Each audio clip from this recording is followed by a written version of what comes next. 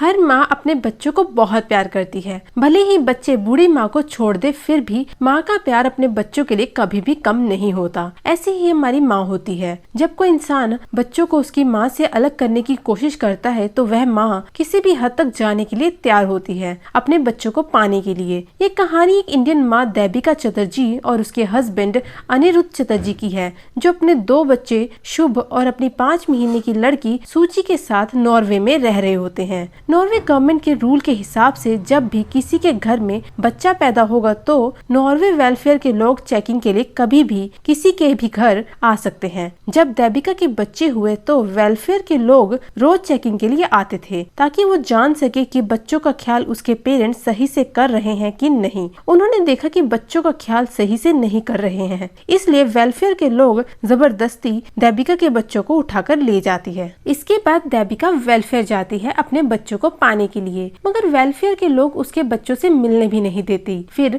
Debika Norway court में जाती है अपने बच्चों को पाने के लिए। कोर्ट की तरफ से सरकारी वकील अपॉइंट कर दिया जाता है। देबिका अपने हस्बैंड से बोलती है कि प्राइवेट यानी अपना वकील कर लो, मगर उसका हस्बैंड कोई भी इंटरेस्ट नहीं दिखाता, बल्कि बोलता है कि सब ठीक हो जाएगा और वह ग्रीन कार्ड के चक्कर में रहता है। कोर्ट में पता लगता है कि वेलफेयर के लोगों ने आरोप लगाया है कि देबिका मेंटली अनफिट माँ है और अपने बच्चों को हाथ से खाना खिलाती है, चम्मच से नहीं। दूसरा आरोप है कि अपने बच्चों के चेहरे पर काला टीका लगाती है। तीसरा आरोप, बच्चों के फादर घर पर हेल्प नहीं करता। देबिका हाउसवाइफ है और उसके हस्बैंड जॉब करते हैं। अगर इंसान कमाएगा नहीं तो खाएगा क्या, इसलिए अनिरुद्ध घर के कामकाज पर हेल्प नहीं कर पाता। चौथा आरोप, बच्चों के सामने इमोशनल नहीं होना। हर कंट्री के अलग अलग कल्चर है। इंडियन माँ अपने बच्चों को हाथ से खाना खिलाती है और काला टीका भी लगाती है ताकि किसी की नजर न लगे। फाइनली देबिका केस हार जाती है। इसी से परेशान होकर देबिका वेलफेयर से अपने बच्चों को चुपके से ले जाती है। भागते भागते नॉर्वे स्वीडन के बॉर्डर तक पहुंच जाती है,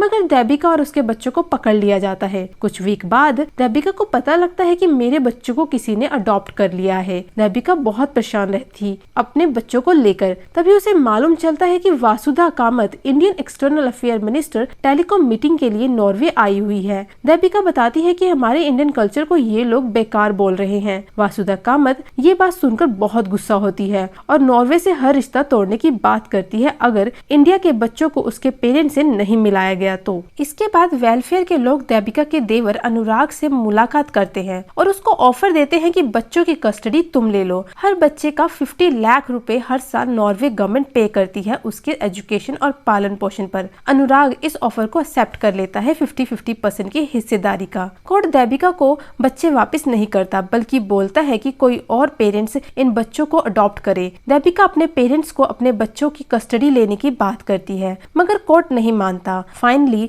देबिका का हस्बैंड उसको समझाता है कि अनुराग को बच्चों की कस्टडी दे देते हैं और बच्चे कुछ दिन में तुम्हें मिल जाएंगे। तब देबिका हामी भर देती है और बिना पढ़े कागज में साइन कर देती है। 9 महीने बाद अनुराग शुभ और सूची को लेकर इंडिया जाता है। तब देबिका उसके घर आती है अपने बच्चों को लेने के लिए, मगर अनुराग वापस नहीं करता, बल्कि बताता है कि तुमने एग्रीमेंट में साइन किया है, 18 साल तक बच्चे मेरे पास रहेंगे। ये बात जानकर उसको बहुत दुख होता है कि मेरा हस्बैंड और देवर ने मुझे चीट किया है। देबिका हाई कोर्ट कोलकाता में अपील करती है अपने बच्चों को पाने के लिए। बहुत सारी सुनवाई के बाद लास्ट विटनेस उसका हस्बैंड होता है और वह बोलता है कि मेरी वाइफ पागल है, मगर इंडियन और नॉर्वे डॉक्टर की रिपोर्ट के अनुसार देबिका पूरी तरह से ठीक है। फाइनली जज उसके बच्चों को वापस करवा देता है क्योंकि उसकी सगी माँ के अलावा कोई और पेरेंट्स उनको इतना प्यार नहीं दे सकता। देबिका 2 साल बाद अपने बच्चों को पाकर बहुत खुश होती है और यहीं पर फिल्म खत्म हो जाती है। यह मूवी सागरिका चक्रबोर्ती के रियल स्टोरी पर बेस्ड थी। ऐसी ही मजेदार मूवीज की एक्सप्लेनेशन के लिए चैनल को लाइक, शेयर, सब्सक्राइब करना ना भूले। Thank you.